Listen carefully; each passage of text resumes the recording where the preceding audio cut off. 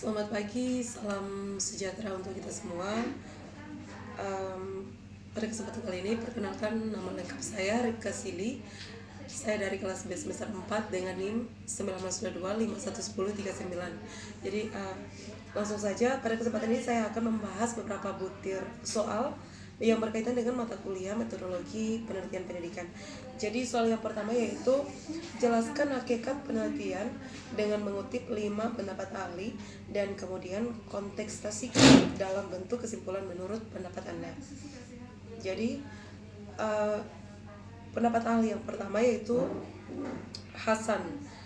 Nah, di mana penelitian ini adalah rasa ingin tahu manusia terhadap sesuatu masalah dengan perlakuan tertentu, seperti memeriksa dan mempelajari secara sungguh-sungguh sehingga diperoleh jawaban atas suatu masalah.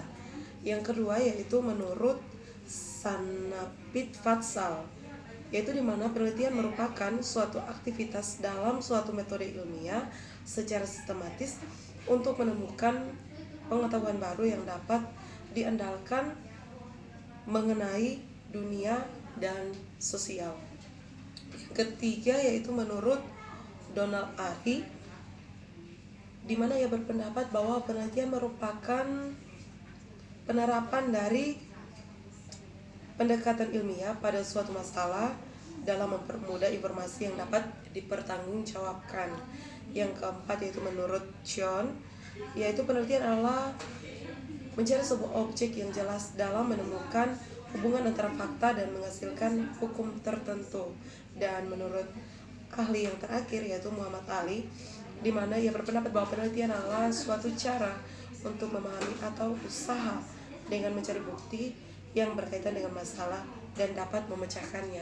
Jadi dari 5 pendapat ahli di atas yang menyimpulkan bahwa penelitian adalah pernyataan singkat dari hasil analisis tentang hasil hipotetis yang dilakukan pada masalah sebelumnya. Yang kedua yaitu opsi yang pertama adalah buatlah perbedaan paradigma antara penelitian kuantitatif dan kualitatif menurut 5 pendapat ahli. Opsi yang kedua yaitu ilmu berkembang atas perpaduan antara pemikiran rasional atau deduktif dan pengamatan empiris atau induktif menurut 5 pendapat ahli. Nah, jelaskan maksudnya dan berikan contoh yang logis.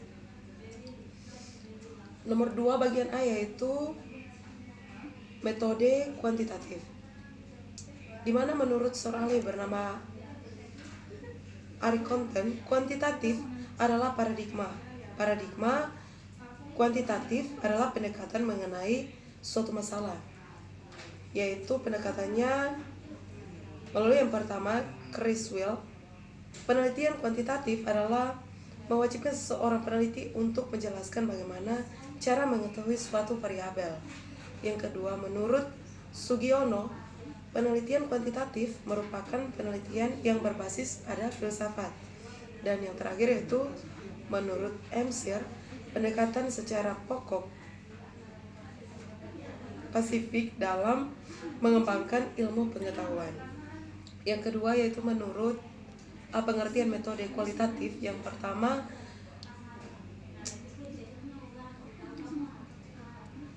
penelitian kualitatif adalah memahami fenomena yang dialami oleh suatu objek peneliti.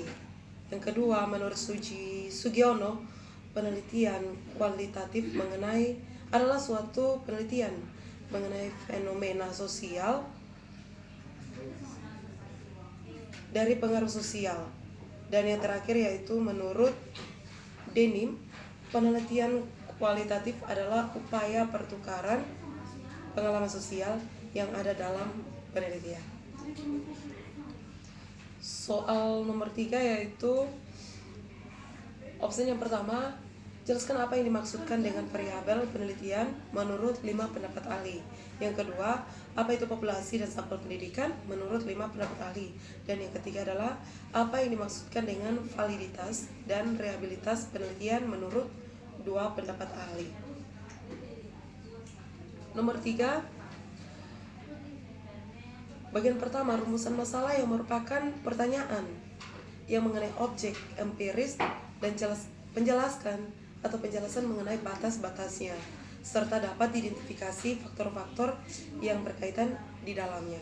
Sedangkan opsi yang kedua yaitu penyusunan kerangka berpikir dalam pengajuan hipotesis yang merupakan argumentasi yang menjelaskan hubungan yang menunjukkan terdapat berbagai faktor yang saling berkontraksi satu sama dengan yang lain. Dan yang berikut yaitu rumusan hipotesis atau yang dimaksudkan dengan jawaban sementara. Dan yang terakhir yaitu kesimpulan, merupakan penilaian apakah hipotesis diterima atau tidak. Nomor 4, soal nomor 4, buatlah bagian metode ilmiah dan uraikan maksud dari bagian tersebut yang berikutnya dari sebuah masalah atau yang berangkatnya dari sebuah masalah. Yang pertama yaitu merumuskan masalah. Nah, pada bagian ini berpikir ilmiah melalui metode ilmiah didahului dengan kesadaran akan adanya masalah. Permasalahan ini kemudian harus dirumuskan dalam bentuk kalimat tanya. Dengan penggunaan kalimat tanya diharapkan akan memudahkan orang yang melakukan metode ilmiah untuk mengumpulkan data yang dibutuhkannya, menganalisis data tersebut, kemudian menyimpulkannya. Langkah yang kedua yaitu merumuskan hipotesis. Yang dimaksudkan dengan hipotesis adalah jawaban sementara dari rumusan masalah yang masih memerlukan pembuktian berdasarkan data yang telah dianalisis. Dan yang ketiga itu mengumpulkan data. Pada bagian ini, pengumpulan data merupakan tahapan yang agak berbeda dari tahapan-tahapan sebelumnya dalam metode ilmiah. Kenapa? Karena pengumpulan data dilakukan di lapangan. Jadi seorang peneliti yang sedang menerapkan metode ilmiah perlu mengumpulkan data berdasarkan hipotesis yang telah dirumuskannya. Bagian yang keempat yaitu menguji hipotesis tersebut. Nah, sudah disebutkan sebelumnya bahwa hipotesis adalah jawaban sementara dari suatu permasalahan yang telah diajukan.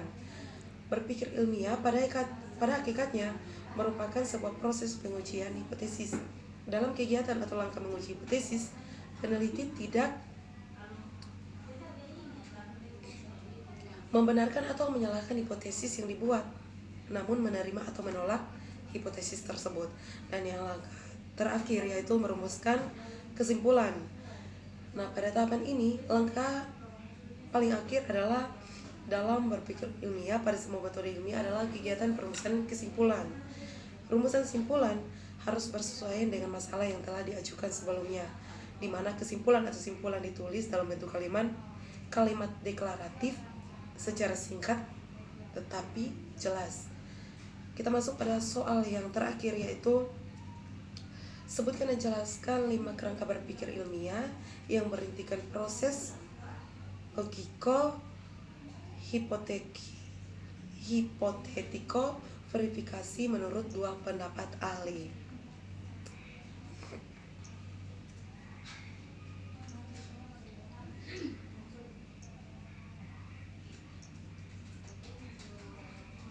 Jadi yang pertama yaitu rumusan soal yang merupakan pertanyaan yang mengenai objek empiris dan penjelasan batas-batasannya serta dapat diidentifikasikan faktor-faktor yang berkaitan di dalamnya. Yang kedua yaitu penyusunan kerangka berpikir dalam pengajuan hipotesis yang merupakan argumentasi yang menjelaskan hubungan yang menunjukkan terdapat berbagai faktor yang saling berkaitan atau berkontraksi satu dengan yang lain. Yang berikutnya yaitu rumusan hipotesis atau jawaban sementara, dan yang terakhir yaitu kesimpulan yang merupakan penilaian apakah hipotesis tersebut dapat diterima atau tidak. Jadi demikian pembahasan 5 butir soal yang berkaitan dengan mata kuliah metode penelitian pendidikan.